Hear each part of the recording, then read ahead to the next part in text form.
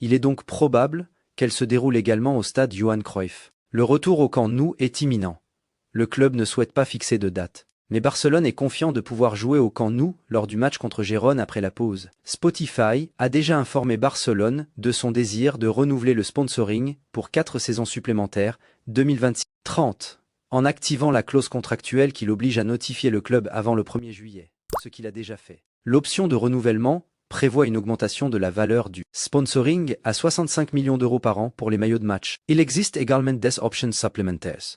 10 millions d'euros pour sponsoriser les maillots d'entraînement. 5 millions pour les banderoles arrière, actuellement remplies par le sponsor, Congo. 15 millions d'euros pour la prise en charge globale, avant plus arrière.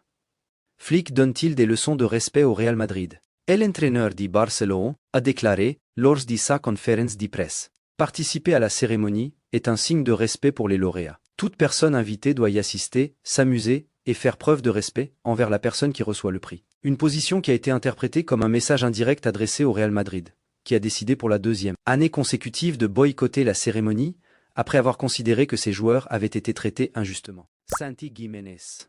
As. Il est normal que quelqu'un donne des leçons de littérature à quelqu'un. Il faut être présent, qu'il l'on gagne ou qu'il l'on perde. Cela fait partie du respect. Et Benac, milieu de terrain. Il y a quelques années, Barcelone aurait pu entrer naturellement sur le marché et tenter de recruter les meilleurs joueurs du monde.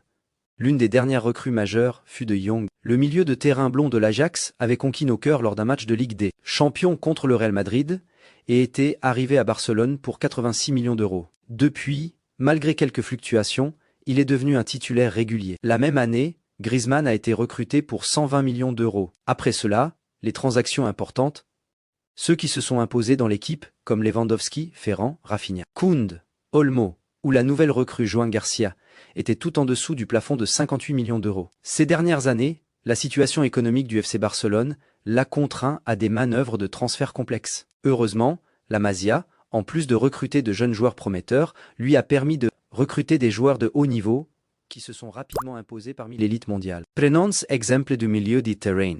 Pedri, De Jong, Gavi, Fermin, Casado, Bernal et Olmo. Ces milieux de terrain correspondent parfaitement à cette description. On y trouve de nombreux joueurs de la Masia et des recrues prometteuses, ainsi que d'autres déjà établis, dotés d'une maîtrise du ballon pointu.